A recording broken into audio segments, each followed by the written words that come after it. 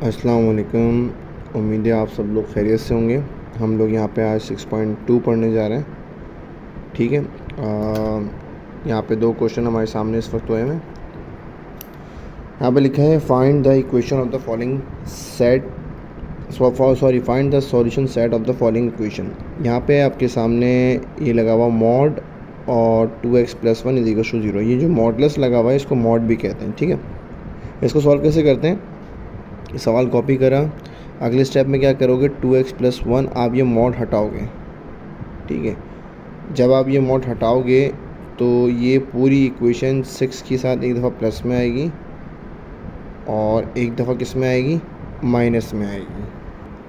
तो ये देख लो 2x + 1 6 और 2x + 1 -6, यानी इधर जो है वो आपके साथ प्लस माइनस आता है। एक प्लस में आएगा ये, यानी 6 इस पूरे के साथ प्लस में आएगा और -6 होके ये इस पूरे के साथ आएगा। ठीक है। फिर x निकालना है। ये +1 है, वहाँ जाके माइनस हुआ तो 5 हो गया। ये 2 वहाँ जाके डिवाइड हुआ तो एक x ये आ गया। +1 है, वहाँ जाके -1 हुआ होगा तो -6 और -1 -7 हो गया और 2 वहाँ जाके डिवाइड हो गया तो 2x आ गया आपके पास। छोटा वाले पहले लिखते हैं सॉल्यूशन सेट में और दूसरा वाला ये लिख दिया। इसी तरीके से आपके पास दूसरा सवाल है, इस पर भी मॉड लगा हुआ है = 7। तो जब मॉड हटेगा तो ये वाला पूरा एक दफ़ा प्लस के साथ 7 में आएगा और एक दफ़ा ये पूरा माइनस के साथ 7 में आएगा। ठीक है। अब ये -12 था, ये वहाँ गया होगा तो +12 हो गया, 7 + 12 हो गया, कितना हो गया, 19 हो गया और 5 वहाँ जाकर डिवाइड हो गया तो एक एक्स की वैल्यू ये आ गई। इसी तरह यहाँ पे -12 है और ये -7 है। -12 जब वहाँ गया होगा तो +12 हो गया होगा, +12 और -7 कितना आ गया, 5 आ गया।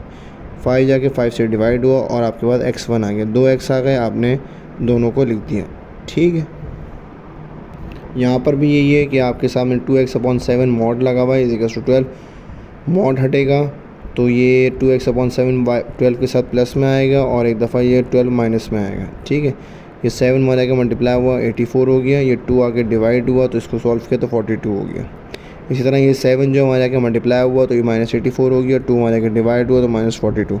तो ये दोनों x आपके पास आ गए जो सॉल्यूशन सेट के अंदर जाएंगे, जो कर्ली ब्रैकेट बनता है। इस सवाल में क्या है, इस सवाल में भी ये मॉड लगा हुआ है = 8 है।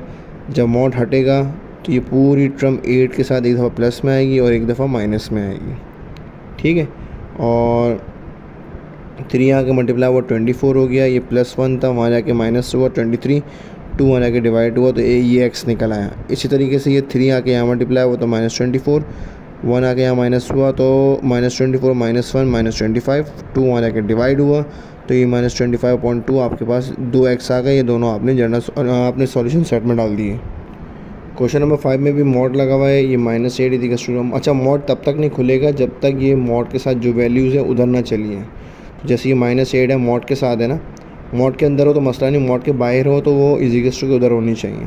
तो -8 था, वहाँ जाके क्या हो गया, +8 होकर 12 हो गया। अब यहाँ पे मॉड के साथ कोई वैल्यू नहीं है तो मॉड हटा सकते हैं हम। मॉड हटाएंगे तो ये पूरी वैल्यू 12 के साथ एक दफ़ा प्लस में आएगी और ये पूरी वैल्यू 12 के साथ एक दफ़ा माइनस में आएगी। 3 प्लस का था, माइनस का था, माइनस का है तो वहाँ जाके प्लस का हो गया 15 हो गया 12 के साथ और 5 वहाँ जाके डिवाइड हो गया। ये आपके पास x निकल के आ गया। 5 1 = 5 और 5 3 = 15। फिर यहाँ पर भी यही हुआ कि -3 वहाँ जाके ऐड हुआ, प्लस हो गया होगा तो -9 बचा और 5 वहाँ जाके डिवाइड हुआ तो आपके पास 2x आ गया, जो आपने आंसर लिख दिया। क्वेश्चन नंबर 6 में क्या हो रहा है, मैंने आपको बताया कि मॉड के साथ अगर कोई चीज़ है तो वो = के पहले उधर जाएगी फिर मॉड खुलेगा। तो -3 था, वहाँ जाके प्लस हो गया तो 8 + 3 11 हो गए। फिर हम मॉड ओपन करेंगे तो ये पूरी वाली मॉड हटा देंगे, यानी मॉड ओपन करना, ये पूरी वैल्यू जो है वो किसके बराबर, 11 के बराबर और पूरी वैल्यू पर -11 के बराबर। तो ये 7 जाके मल्टीप्लाई हुआ 77। ये 1 प्लस का था, वहाँ के माइनस का हुआ 76। 5 वहाँ जाके डिवाइड हुआ तो -76/5 एक x आ गया।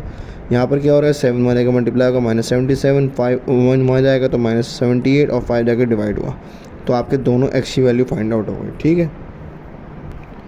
क्वेश्चन नंबर 7 में क्या है, ये मॉड लगा हुआ है, इसके साथ +2 है तो +2 को पहले वहाँ भेजा तो -2 हो गया, 7 - 2 5 हो गया।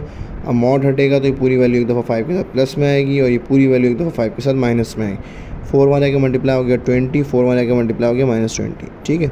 3 यहाँ प्लस का था, यहाँ के माइनस का हुआ तो 20 - 3 17 हो गया। 2 वहाँ जाके डिवाइड हो गया, x आ गया। इस तरह ये 3 प्लस का था, वहाँ जाके माइनस का हुआ तो -23। 2 वहाँ जाके डिवाइड हो गया तो ये x की दो वैल्यूज़ आ गई आपकी सॉल्यूशन सेट में। ठीक है।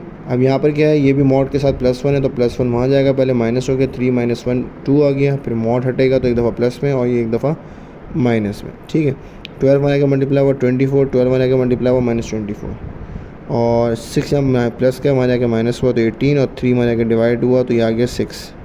इसी तरह यहाँ पर 6 वहाँ प्लस का है, वहाँ जाके माइनस का हुआ तो -30 और 3 वहाँ जाके डिवाइड हुआ तो -10। तो दोनों x आपके जनरल आपके सॉल्यूशन सेट में आ गए। इसमें भी यही हो रहा है, 3.2 है, मॉड लगा हुआ।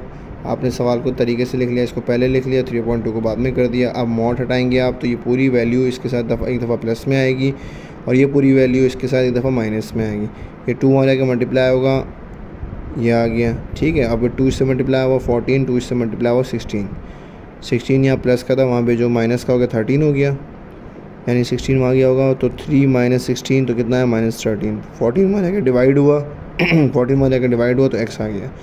अब यही काम यहाँ पे हुआ, प्लस वाला हमने सॉल्व कर लिया, माइनस वाले में क्या होगा कि -3.2 2 वहाँ जाके मल्टीप्लाई होगा तो 2 इससे मल्टीप्लाई हुआ 14, 2 इससे हुआ 16 यहाँ प्लस का था, वहाँ जाके माइनस हुआ तो -3 -16 -19 हो गए। 14 वहाँ जाके डिवाइड हुआ तो आपके पास एक x निकला, एक x नहीं निकला है जो आपने सॉल्यूशन सेट में डाल दिया। ठीक है, ये भी जैसा ही सवाल है, -12 पे वहाँ ले गया तो +12 हो गया, 15 + 12 17 हो गया। मॉड लगा हुआ है, मॉड हटेगा तो ये पूरी वैल्यू एक दफ़ा 17 में प्लस में आएगी और ये पूरी वैल्यू 17 के साथ माइनस में आएगी। ठीक है, और ये 5 आने के मल्टीप्लाई हुआ 85, 3 वहाँ के सॉल्व हुआ तो ये -3 वहाँ के +3, 85 + 3 88 हो गया।